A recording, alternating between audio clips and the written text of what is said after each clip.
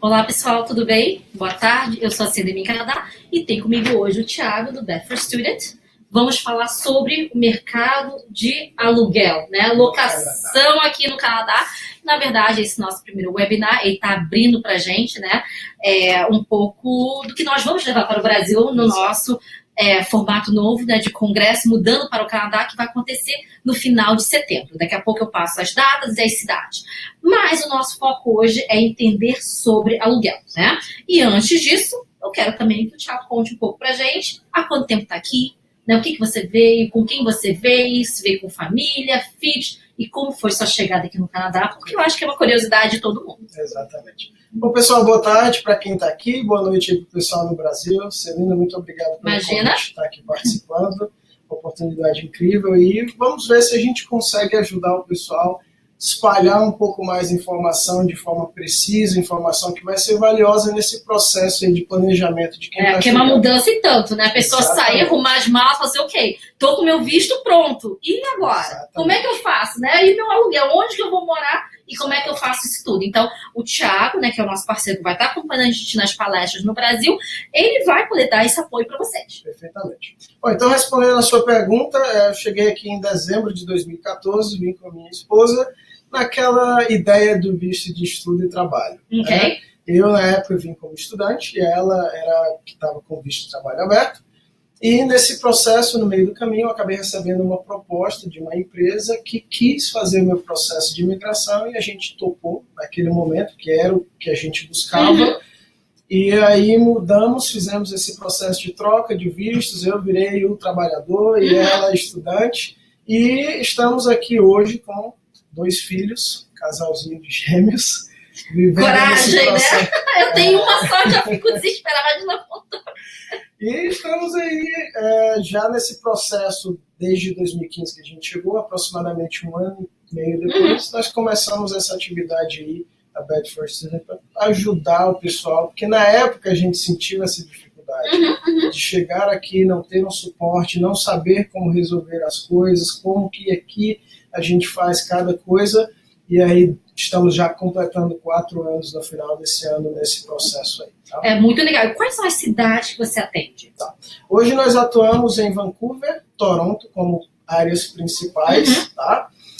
Além de Toronto, ainda na região de Ontário, nós atendemos em Kitchener, Waterloo, Cambridge e Hamilton. Ok. E estamos agora expandindo, isso aqui não foi nem divulgado ainda. Ok, ótimo. Estamos expandindo agora para Ottawa também. Vamos começar a atender lá, já a partir do próximo mês, e outras cidades do Canadá também que estão vindo aí, e a gente vai estar... É bem interessante, porque acaba que nós temos hoje, né, é claro, uma grande maioria das pessoas acabam optando talvez por Vancouver e Toronto inicialmente, e depois começa a procurar umas outras cidades menores, é custo de vida, é faculdade, é uma oferta de trabalho, então é bem interessante que as pessoas possam contar com vocês, né, durante, né, essa programação.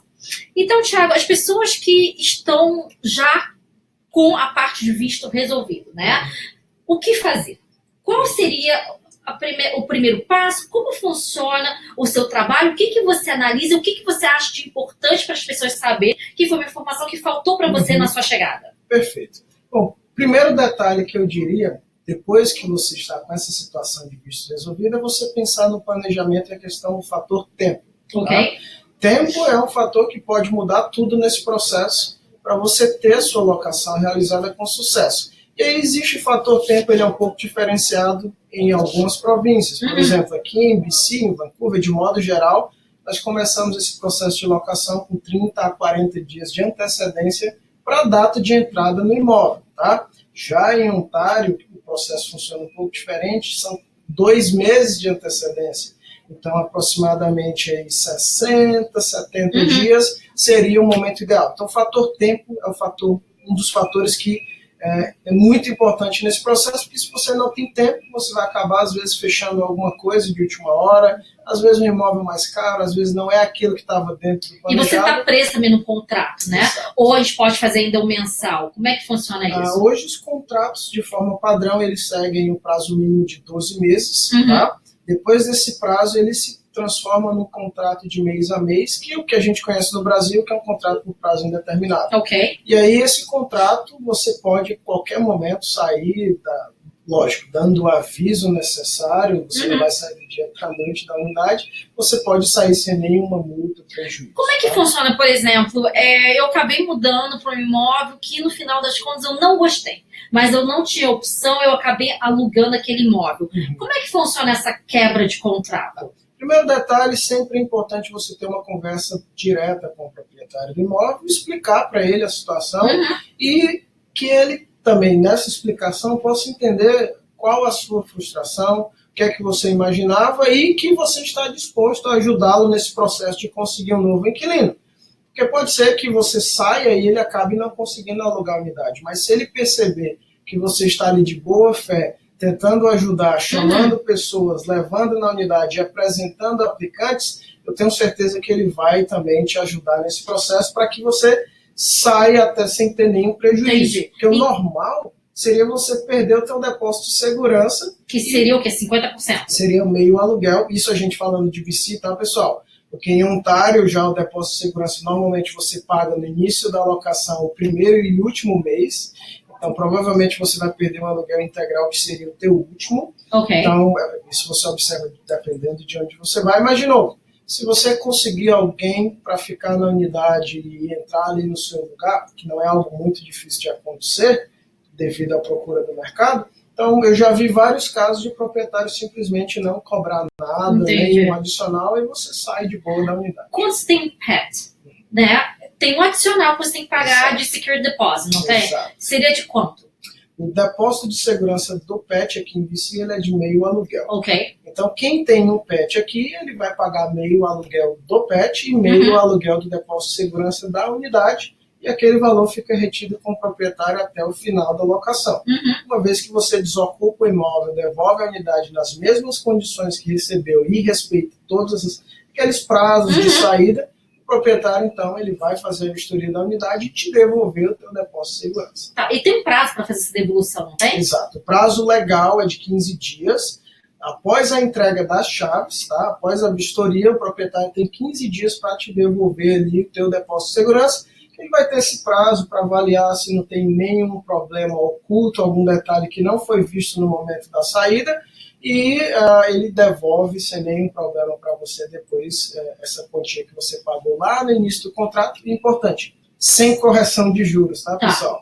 Porque muita gente sempre me pergunta, mas eu vou ter correção de juros? Mas gente, daqui também nem ia perder mais tempo calculando do que a hora que a pessoa ganha, porque não ia estar rendendo nada, né? Exatamente. Então você recebe o valor original que foi pago com as deduções, se tiver. Tá? Tá. Em Ontário, como funciona então essa questão? Do pet? Do pet e também da quebra do contrato. Em Ontário, o proprietário ele não tem obrigação, não tem o direito, digamos assim, de saber se você tem ou não pet. Ele não pode restringir. Em Ontário não? Ele não pode restringir se você tem ou não tem um pet, se você vai poder ou não alugar a unidade. Lá, esse é até um detalhe que está em votação, está sendo estudado aqui também para a nossa região em Vancouver, que é para os proprietários não poderem restringir mais ou aceitar ou não pets, cobrando um valor adicional. Porque eu não sei se está errado, tá? Mas, por exemplo, quando eu faço minha consulta, o cliente fala, então, vai eu, minha esposa e o meu filho de 4 patas, né? Então, você acha que eu levo ele assim que eu chegar? Eu fico, olha, pelo que eu sei, né, existem restrições maiores para alugar imóveis com pets. Então, talvez, se você chegar já com pets, vai ser mais difícil você conseguir alugar o imóvel. É isso que acontece ainda, é realidade? Isso ainda é realidade. Muito embora em Ontário ele não possa restringir a locação para você ter ou não pet, lógico que quando você está fazendo a tua ficha de aplicação, você vai colocar se você tem ou não pet. E aí, nesse momento, lógico, se ele tiver alguém que não tenha pets e essa for a preferência dele, ele pode dizer que optou pelo outro aplicante, mas lógico, ele não pode dizer o motivo real, que talvez foi o pet ou não. Então, existe sim uma certa restrição. Alguns proprietários, eles preferem, às vezes, famílias que não têm pet. Imagina, muitas unidades aqui têm carpete. Muitas unidades têm coisas aqui que, se forem danificadas por um pet ou qualquer animal, pode custar muito caro, que às vezes o depósito de segurança nem cobre. Nem cobre. Então, por esse motivo, muito proprietário que já teve problema ou que tem medo, receio de ter algum problema, ele acaba optando por alugar para quem não tem prédio. Perfeito. Em relação à limitação de quantidade de pets, sim, como funciona? Existe um limite. Esse limite ele é muitas vezes determinado também pelo prédio, tá? Se você está alugando um prédio no extrato, que a gente fala que é um condomínio, o prédio ele tem a convenção dele que determina que às vezes cada unidade só pode ter um pet de até X quilos, de até X centímetros, e aí essa não é uma limitação que o proprietário vai impor a você ou não, tá? Ele tem que seguir a regra. Ok, sempre, né? Já em Vancouver, a prefeitura de Vancouver tem uma limitação também de quantidade máxima de pets em cada unidade multifamiliar. Ok. Que se o prédio não regular essa quantidade, a prefeitura diz que o limite máximo são de 3 pets por unidade. Okay. Isso se não constar em nenhuma convenção do condomínio, o contrário, tá? Porque a lei da prefeitura ela vai se restringir apenas nos casos que não tenham nenhuma regulamentação. Entendi, ok. Então vamos lá, a pessoa chegou no Canadá, tá? Começou a um estudar, o outro está procurando trabalho ainda.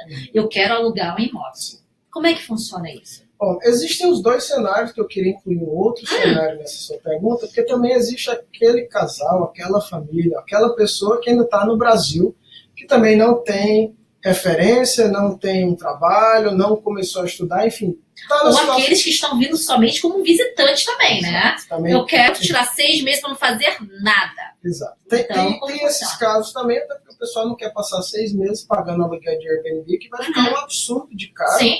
Mas pensando na situação do recém-chegado, uma coisa que eu sempre falo é, infelizmente, o recém-chegado ele começa nesse processo com uma certa desvantagem com quem já está aqui.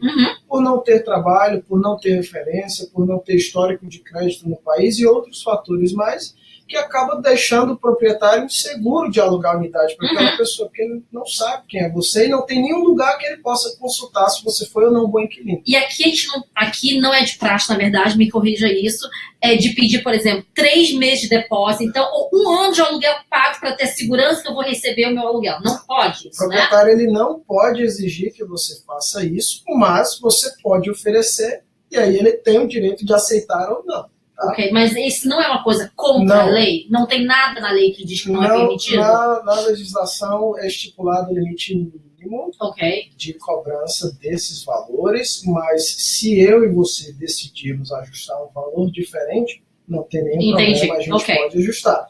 Eu já tive clientes que queriam muito uma unidade específica e nós sabíamos que tinham outras pessoas aplicando para aquela unidade, às vezes esse é um fator que diferencia um pouco a nossa aplicação. Eu quero muito essa unidade, Thiago, tem que ser esse imóvel. Então vamos tentar melhorar um pouco essa aplicação. O que é que a gente pode então fazer para ter essa vantagem? Para passar e deixar um pouco essa desvantagem de lado e dar um pouco mais de segurança para o proprietário. Além disso, de você pagar um depósito maior, que isso não é o ideal, tá, pessoal? O ideal é quando você tem todos os documentos, tudo que é necessário para oferecer, mas se essa não é uma opção ou você é só um visitante temporário, o proprietário vai analisar ali cada caso. Nós também vamos, então, traçar a melhor estratégia no processo de locação que vai encaixar para cada pessoa, porque tem um candidato ideal e tem aqueles que a gente vai tendo que fazer a adaptação no processo. Isso é normal. Assim como é com a imigração também, né? Tem um candidato e tem outro, peraí. Dessa forma não vai funcionar. Vamos mudar isso, aquilo, melhorar para ver de ter o perfil, né? Exatamente. Perfeito, ótimo. Então, nessas situações, né? Quais são os documentos? O que você pede? Por exemplo, eu estou lá no Brasil, eu ligo, Thiago, eu estou chegando no Canadá daqui a 15 dias. Eu quero alugar um imóvel, 2 quartos em frente à praia. Tá.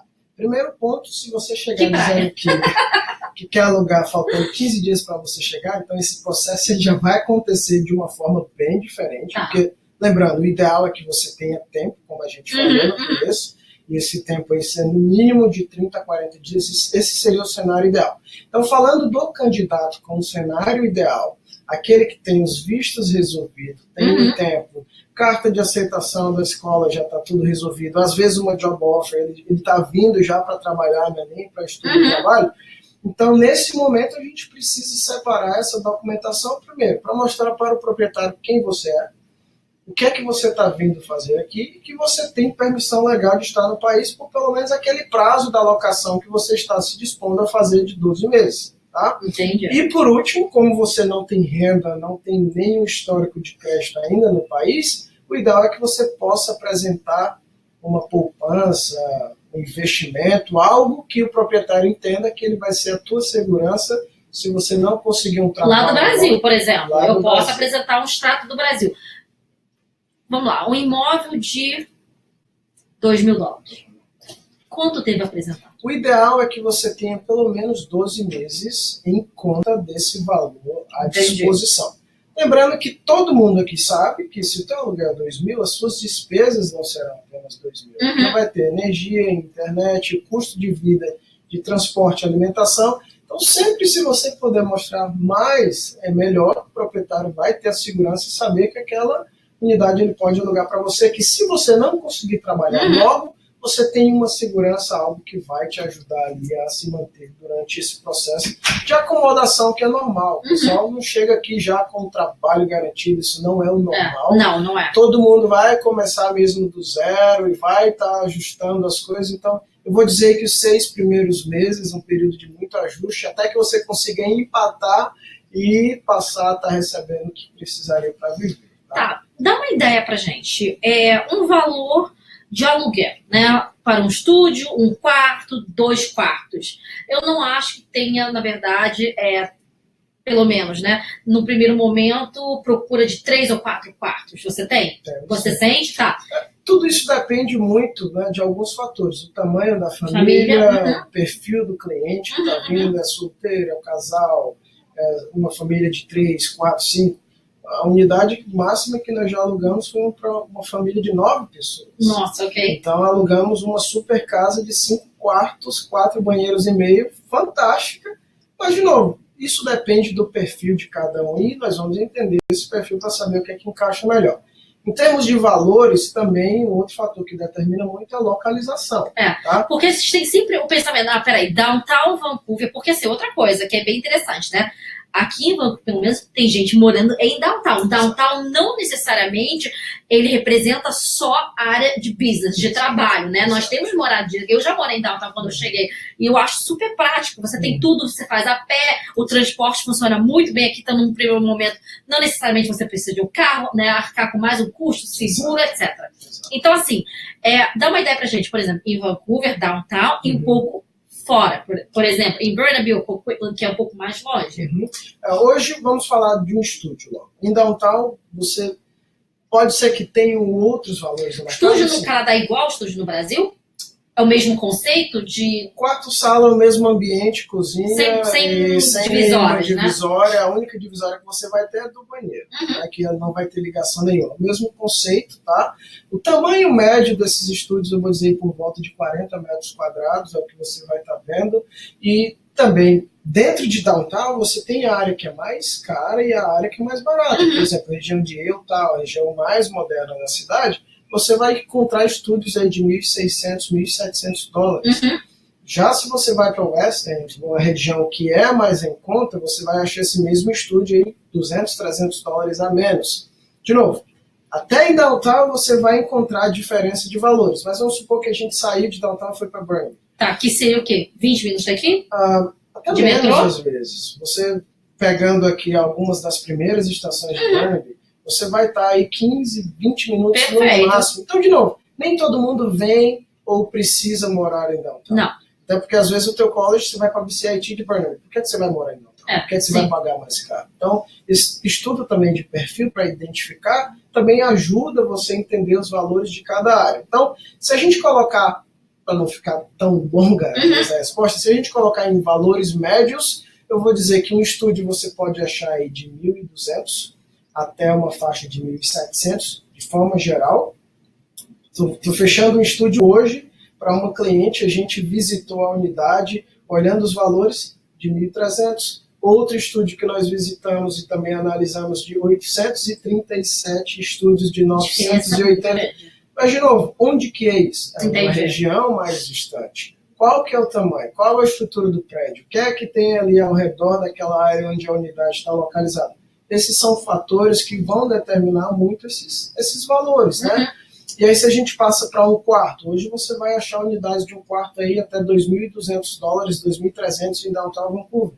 Se você sai dessa região, você vai achar de 1.400, 1.500. Ou seja, dentro daqueles valores que a gente disse de estúdio em Downtown. Então você pode pegar um imóvel de um quarto fora de Downtown e ter um pouco mais de conforto, né? Toronto é comparável com o que se gasta aqui em Vancouver em relação à moradia? Toronto em si. Toronto, vou te dizer que ultimamente os valores estão mais altos de moradia do que o que você acha em Vancouver. Ok. A mesma unidade que você encontraria.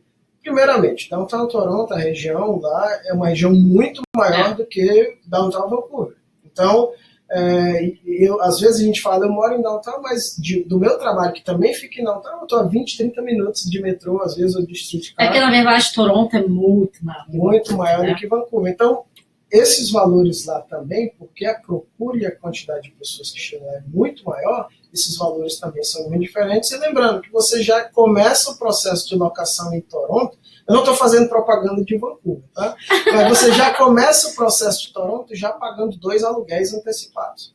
Enquanto que em Vancouver você já começa pagando meio aluguel e o teu primeiro aluguel que você vai já usar no primeiro mês. Tá? Essas diferenças, elas são próximas, mas se você comparar um apartamento na mesma localização, Vancouver e Toronto vai ser mais caro. Entendi, tá. Eu lembro de ter ouvido que existe também uma restrição em relação... eu não lembro exatamente como foi trazida essa questão para mim, mas, por exemplo, uma família que tenha 2 crianças, né? A idade das crianças para dividir um quarto, não tem alguma restrição em relação a isso? Eu não sei bem como funciona. Não existe uma lei que diga que você tem que separar os adolescentes de sexos opostos para ficar cada um no seu quarto. Ok. Mas o que acontece de costume com muitos proprietários é se você tem um adolescente, 2 crianças, adolescentes nessa faixa de idade, o ideal é que você separe. Muito proprietário aqui, ele vai às vezes dizer não para você. Lógico que ele não vai te dizer o motivo, que ele não pode negar por isso, mas o ideal é que você consiga colocar os filhos em quartos separados, até porque você vai ter uma restrição menor em termos de proprietário aceitando não a tua aplicação, tá? Então não existe uma regra específica, mas isso sim é um costume de o pessoal separar e cada um ter o seu quarto. Se forem do mesmo sexo, até você não vê esse releva problema mais. acontecendo. Exatamente. Mas um outro ponto que eu queria aproveitar e trazer é também com famílias que têm crianças pequenas, né? Bebê ou a criança naquela idade está começando a andar. Existem alguns prédios que têm a restrição de que só quer aceitar crianças se for no térreo. Correria, gritos... Eu entendo por quê. Muito prédio aqui é de 2, 3 andares, são aqueles prédios de estrutura de madeira. Isso faz um barulho lá em cima, o prédio todo escuta. Então, às vezes essa restrição também acontece em algumas unidades. E, de novo, isso tudo é discricionário, é quesito que o proprietário vai estar analisando ali com todos os aplicantes que ele tem, aquele que mais encaixa, mas sim, infelizmente, existe uma certa restrição. E eu já vi unidades aceitarem pets, mas não aceitavam crianças. Entendi. Então, para você ver a que ponto isso pode chegar. Tiago, aonde você entra para ajudar? Né? Como é que funciona? Então, a pessoa entra em contato com você, o que você faz para tirar um pouco essa ansiedade e correr atrás de um imóvel? Perfeito. Primeiro detalhe que a gente precisa entender o perfil da unidade que o cliente, a pessoa procura.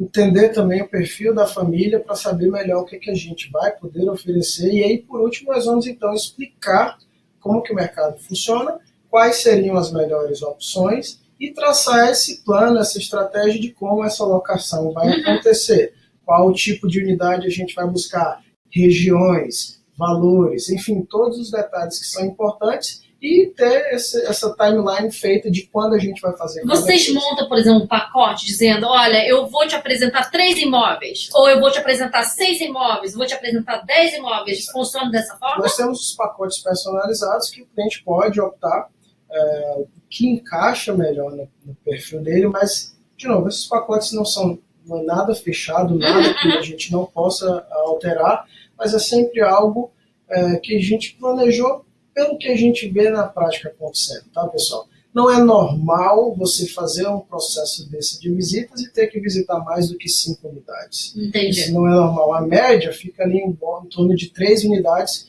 que você visita para poder decidir se vai ou não fechar aqueles imóveis, até porque você está assinando o contrato, não é para visitar a unidade, é um contrato para fechar as unidades, mas lógico, todas as unidades elas vão ser visitadas, ninguém vai aplicar e fechar um imóvel que não visitou. É porque eu sinto assim, né? É pelo que eu tenho ouvido. É tanta pressa, né? Porque os imóveis, eles abrem e fecham tão rápido que meio que a pessoa se sente forçada a aceitar para não ficar sem casa. Porque você já deu o notice, não é? Exatamente. Você tem que dar o notice um mês antes para avisar que vai sair no outro mês. No caso de BC, você vai No dar caso um de BC. mês antes, um mês de aviso que você vai sair, e no caso de Ontário, você vai dar 2 meses de aviso. Ah, são 2 meses de Ontário? Tá. Exatamente por isso que a gente começa esse processo Entendi. com 2 meses de antecedência, porque 2 meses para frente é o que você vai ver ali disponível para quando você E nesse precisa. tempo que você deu o aviso, o building manager ou o proprietário, eles podem te pedir, na verdade, para entrar no imóvel, quantas vezes necessário para visitar. Isso pode. O que acontece na prática, o proprietário também ele tenta não ser tão inconveniente e ficar entrando vários dias, várias vezes. O que normal você vê, eles programam open house, Entendi. horários em um dia da semana específico, que ele já vai combinar com você e ele vai levar todo mundo para ver a unidade naquele dia e De horário. uma vez só. Isso tem até um fator meio que psicológico. Eu acho que muitas vezes os proprietários fazem isso, porque quando você chega para visitar e vê que tem outras 10 pessoas também visitando a unidade, dá um pouco aquela ansiedade de você querer aplicar logo e fechar logo aquela unidade. E, de novo, o proprietário ele vai incomodar menos o inquilino atual dele lá se ele fizer isso em um dia só. Perfeito. Mas ele pode entrar quantas vezes for necessário, lógico. Ele não vai entrar todo dia, toda hora, até porque ele tem que dar um aviso mínimo de 24 horas de antecedência que ele vai estar levando alguém para visitar a unidade, e esse horário ele tem que ser ajustado com o inquilino que está lá no imóvel. Tá? Perfeito. Pergunta do Antônio Carlos. No valor do aluguel já está incluído condomínio e água? Essa é uma ótima pergunta. Tá? Aqui no Canadá, de modo geral, não é responsabilidade do inquilino pagar algumas das contas e taxas que nós temos no Brasil. Por exemplo, condomínio, IPTU, imposto territorial, essas coisas não são responsabilidades do inquilino, isso tudo o proprietário que paga, tá? O que você vai pagar de modo geral é o aluguel, a tua conta de energia e aquecimento, dependendo do seu aquecimento, se é elétrico, ele já vem na conta de energia, se é a gás, você vai ter uma conta a mais para pagar, e internet e outros serviços que você resolva ter, de TV, por exemplo, satélite, enfim, tá? Mas não é normal, até mesmo aqui em BC você não paga água ainda, você pode pagar para aquecer a água, mas a água em si você ainda não está pagando. Existe um projeto futuro para começar a cobrar, para que as pessoas usem de forma mais consciente, mas é basicamente isso, tá? Perfeito. Anderson, para uma família de 4 pessoas sem pet que pretende ficar na região de Grande Vancouver, qual seria o melhor bairro ou cidade em termos de custo-benefício?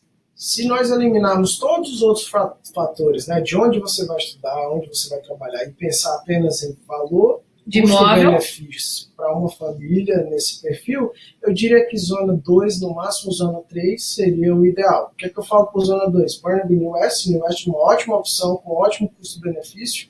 E se você não tem nenhum problema de ficar um pouco mais distante indo para a zona 3, Cleveland e Surrey seriam boas opções, tá? Isso pensando em custo-benefício. Mas, de novo, é uma pergunta muito aberta para a gente poder tentar encaixar a família Quanto mais cidade perto de uma estação de metrô, provavelmente mais caro o imóvel deveria ser, em teoria.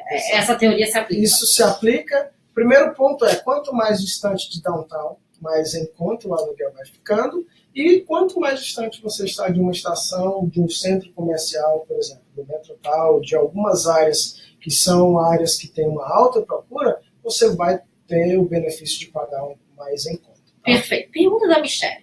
Em Ontário, é possível oferecer ao proprietário um depósito maior para ficar em vantagem para a locação do imóvel ideal também? Você pode oferecer sempre, tá, Michelle?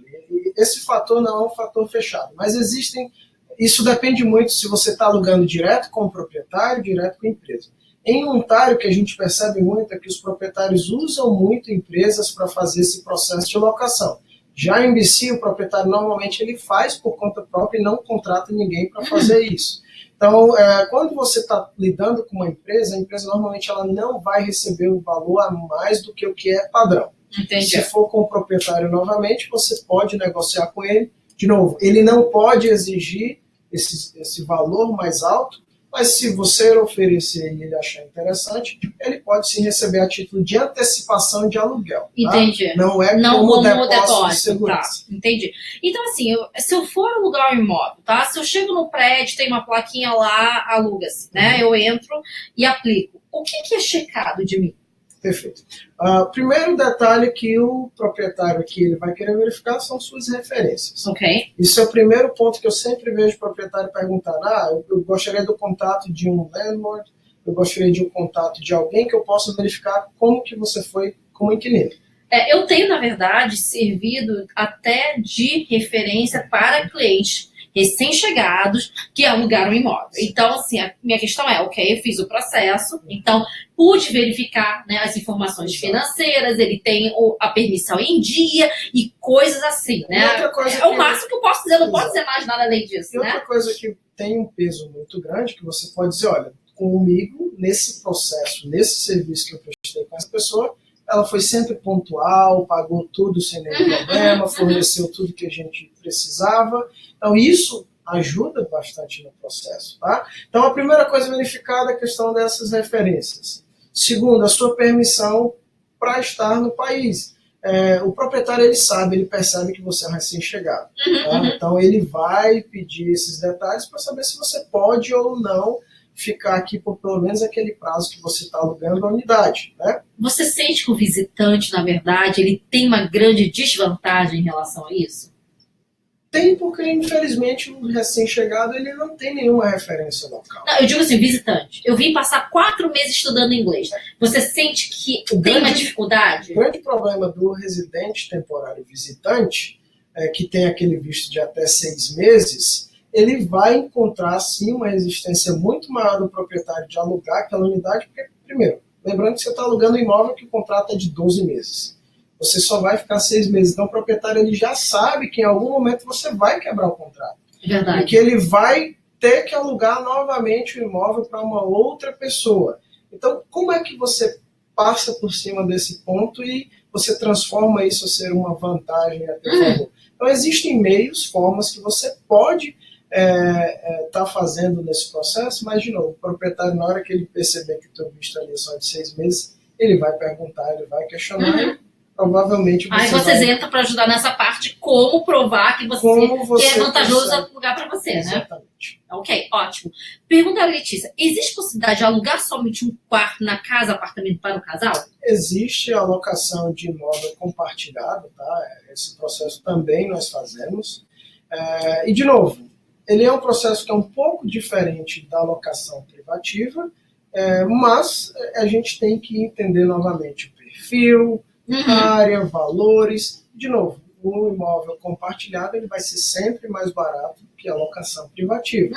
Se você está alugando um quarto em um apartamento de 2, 3 quartos dividindo com outras pessoas, você vai pagar mais barato. Um detalhe que a gente sempre tenta verificar é quem são as pessoas que moram nessa unidade, é o proprietário, é o inquilino que está alugando, porque isso é um ponto importantíssimo de se observar, que às vezes o inquilino está sublocando a unidade sem autorização do proprietário e você pode procurar aí que nos grupos você vai perceber já casos de pessoas que tiveram que sair, deixar as suas unidades, porque o proprietário descobriu que a pessoa estava sublocando e você acabou ficando sem teto de última hora procurando. Então, assim, é algo que você precisa ter um cuidado adicional. Pode ser um processo mais tranquilo de se conseguir, tá? Mas você tem que ter esses cuidados para acabar não pagando muito caro depois. Ótimo. Pergunta da Michelle. Quais são os principais pontos para tomar cuidado na assinatura do contrato?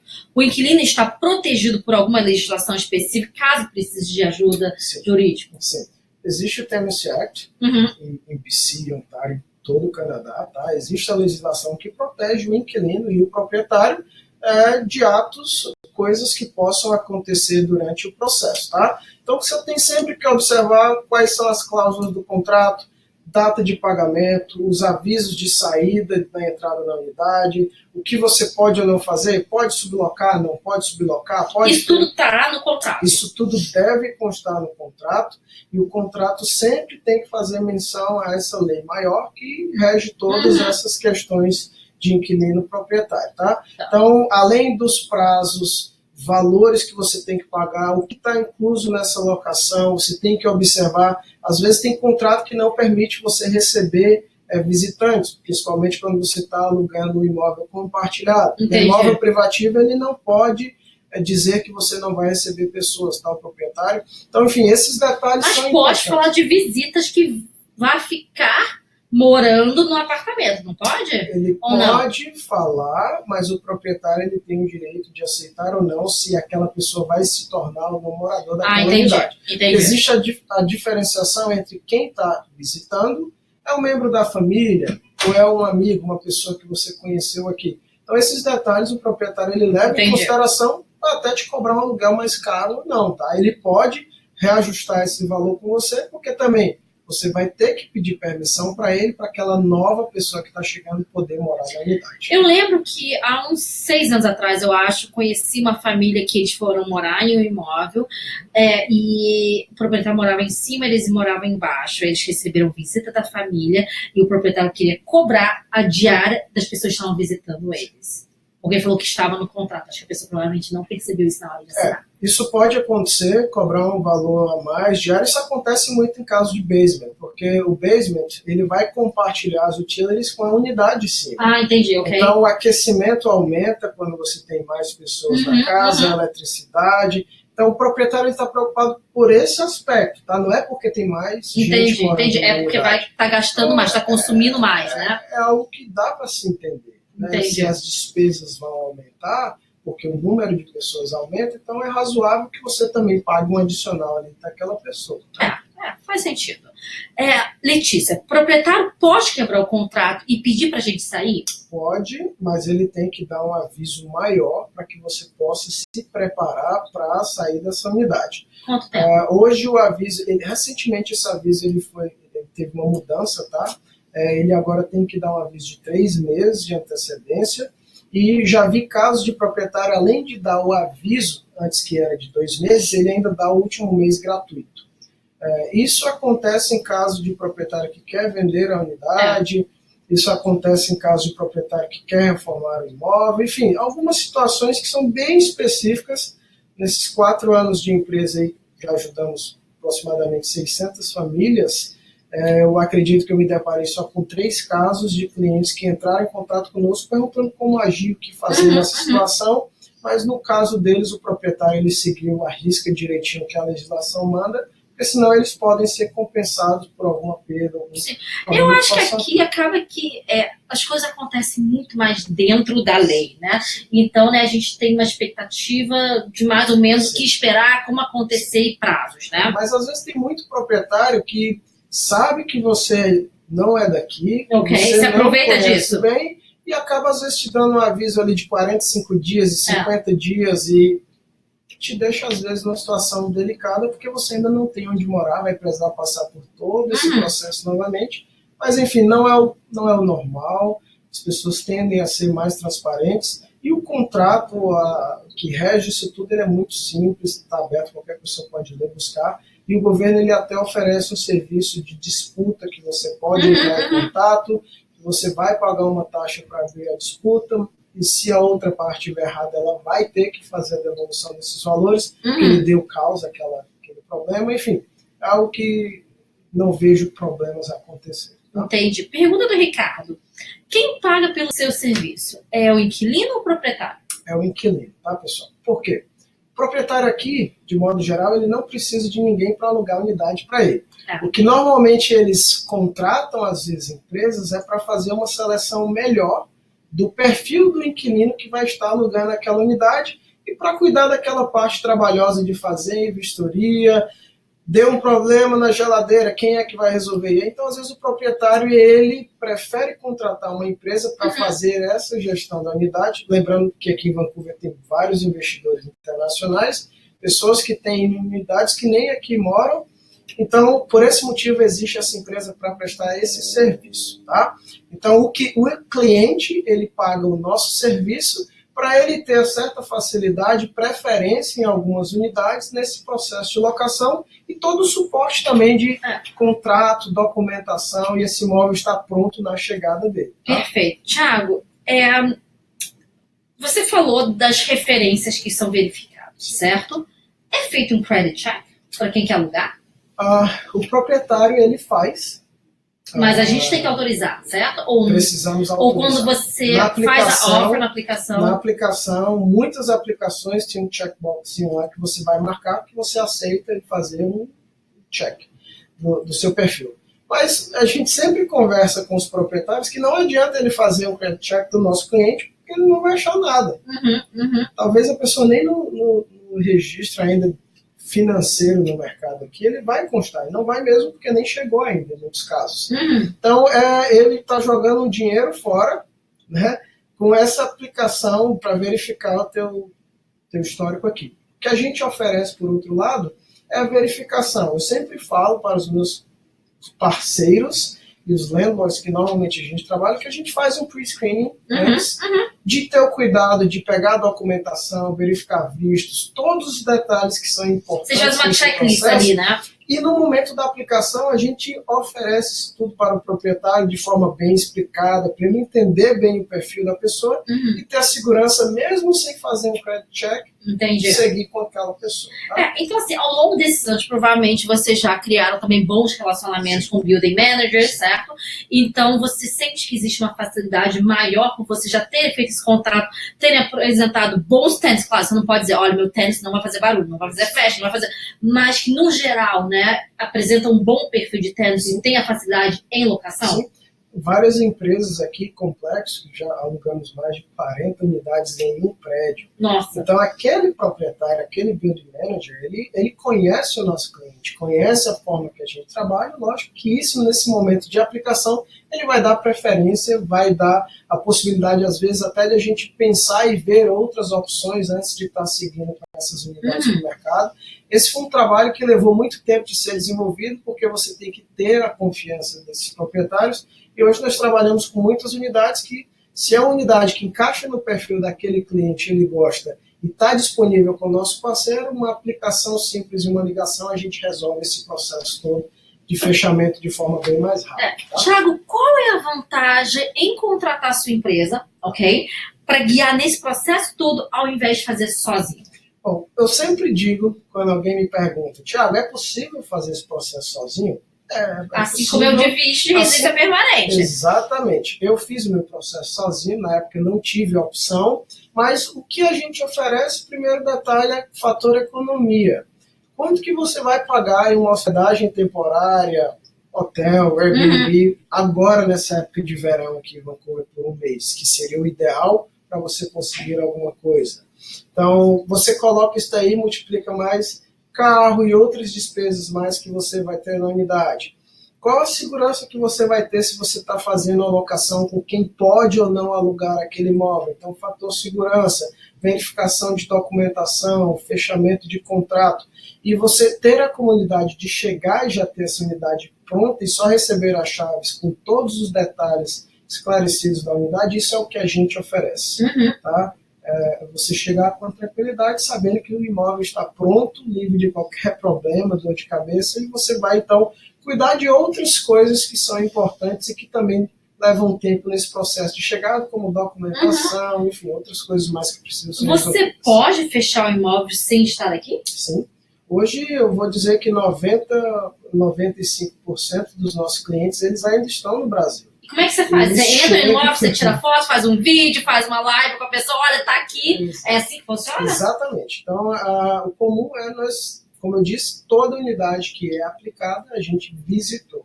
A gente não vai, mesmo que seja de um parceiro, alguém que a gente já aluga constantemente, nós vamos visitar aquele imóvel específico que está disponível.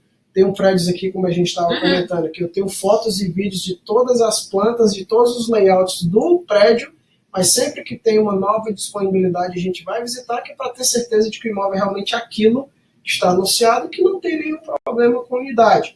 Então, nesse momento de visita, nós tentamos fazer novas fotos e vídeos atualizados daquela unidade. Às vezes o imóvel tem algum update, trocar o piso, carpete, enfim, e a gente vai mostrar aquilo para o cliente, para ele então ter a tranquilidade de decidir se quer ou não seguir com aquele imóvel.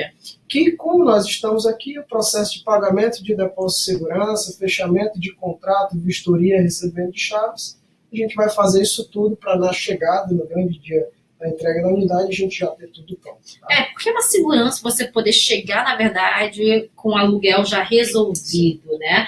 Agora, você sente que o imóvel mobiliado já, ele sai muito acima do valor? Quando é aconselhável alugar algo com mobília e quando é aconselhável a não fazer dessa forma? O que eu sempre digo é, se você está vindo para um período menor do que 6 meses, vamos colocar aqui 3 meses, eu diria que o ideal é, nesse período mais curto, você alugar algo mobiliado.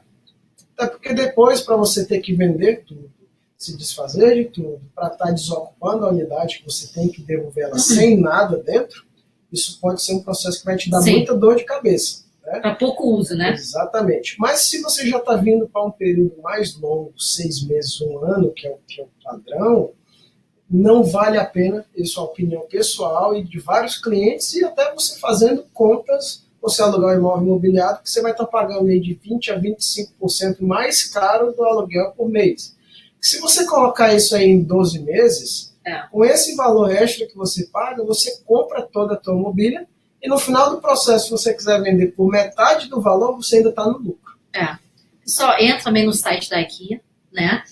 Tem toda uma loja virtual, você pode montar a sua casa inteira ali para você ter uma noção de quanto você vai gastar. Exatamente. Né? Para ver se vai valer a pena. E nós oferecemos também essa possibilidade nos pacotes que nós temos, de o cliente já chegar com o imóvel imobiliário. Se ele optar por comprar esses móveis e a gente fazer a montagem e deixar tudo pronto na chegada dele também. Tá? Olha, isso é uma vantagem, tá? Porque ninguém merece ficar montando os armários aqui. Tem gente que gosta, né? É muito parafuso. Tem gente que no final às vezes gosta, acha isso divertido, mas para aqueles que querem mais comodidade, querem já chegar pensando em trabalhar, procurar um emprego, já tem um cliente que chega numa sexta-feira e já começam as aulas na segunda. Então, para essas pessoas ter esse serviço, isso às vezes é bem legal. Bastante. Muito bom. Vamos lá. Você poderia falar um pouco sobre o Tenant Insurance de Ontário? Valor, mais ou menos? Eu vou falar tanto de Ontário como de BC. Perfeito. Praticamente a mesma coisa, tá? Isso, lógico que esse seguro ele vai mudar não tanto pelo padrão da unidade, mas pelas coberturas que você vai optar por ter. Então, se você quiser uma cobertura maior, lógico que o seguro vai ficar mais caro. O valor médio que nós temos hoje de seguros em BC e Ontário para o inquilino que está chegando, ele vai estar pagando aí valores entre 15 a 45 dólares por mês, tá? Você pode pagar isso uma vez só por ano? Pode, mas o valor médio vai ficar em relação a isso. Eu vou dizer que uma cobertura mediana, algo interessante, que você vai estar protegido, vai ficar mais próximo de 25 a 30 dólares por mês, tá? Ok, ótimo. Tiago, faz um resumo dos serviços que você oferece e como entrar em contato com você. Perfeito. Então, a gente já passou aqui por alguns pontos, mas o importante que a gente sempre procura passar para o cliente é que a gente vai estar auxiliando em todo esse processo, desde o início, no contato inicial, até o dia final da entrega da unidade, que é ali onde a gente encerra o processo. Nós vamos estar fazendo tudo que for necessário, desde verificação de documentos, a questão de separar essas unidades, as visitas, documentação para fechamento de contrato, a intermediação nos pagamentos de aluguel, de depósito de segurança, que o cliente ainda não está aqui. Como que ele vai pagar esses valores? Então, a gente vai cuidar desse processo também, até que no dia da entrega a gente possa fazer a vistoria, cuidar de tudo que é necessário para, naqueles 30, 40 dias de trabalho... Meu Deus, começou a crise de alergia. Tá. Então, você possa ter esse imóvel pronto, tá? Isso que a gente oferece, tentando aí o mínimo... Existe o fator ansiedade, que é normal em todo o processo, mas para que você tenha o mínimo de preocupação e saber que vai ter um imóvel seguro, confortável para você entrar quando chegar com a tua família. Porque na fase que chega a mim é uma ansiedade diferente da fase dele, né? A minha ansiedade é assim, meu visto, né? Eu quero ir pro canal. O dele é assim, eu já estou indo. né? Olha, eu chego tal dia. Exatamente, tal hora eu preciso da minha casa, né?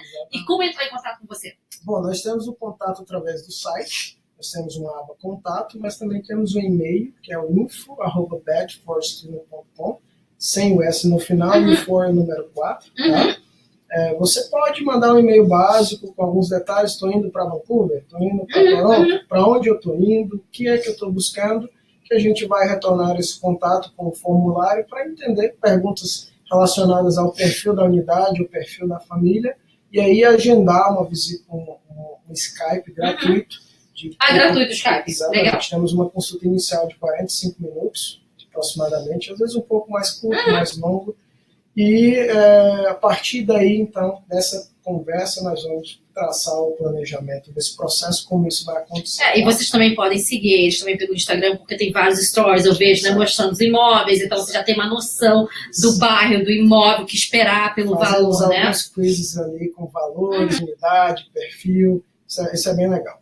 Legal, ótimo. Então, como eu falei inicialmente, né, o Thiago vai estar participando com a gente do nosso congresso, que vai acontecer em setembro, tá? Esse ano nós vamos fazer um modelo diferente, né? Parceiros como o Thiago vai estar indo, nós vamos ter a Mariana também no mercado de trabalho, nós temos mais escolas participando.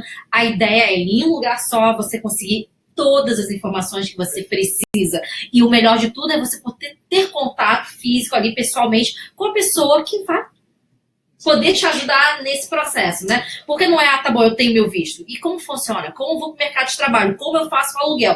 E tem várias questões ali que pra gente é importante, a gente facilita muito nesse processo, né, de mudança, que você está saindo para um mundo totalmente desconhecido, que se você tiver um profissional para te auxiliar, você pode evitar muita dor de cabeça e economizar bastante nesse processo todo. É como você falou, né? A gente já teve clientes, na verdade, que foram enganados, caíram num golpe depois e contrataram. Quer dizer, o prejuízo 2 vezes, né? Prejuízo muito maior do que se a gente tivesse começado esse processo planejado tudo desde o começo. Exatamente. Então vamos às datas, né?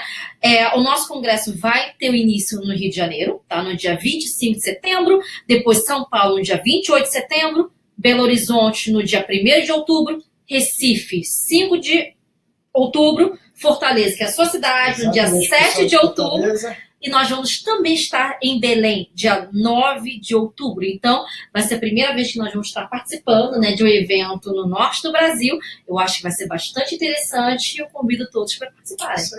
Perfeito, pessoal. Muito obrigada pela participação. Vamos estar fazendo outros webinars em relação a congresso, né, mudando para o Canadá. Qualquer dúvida, entre em contato com a gente pelo e-mail do contest, que é contact@ini-canada.com.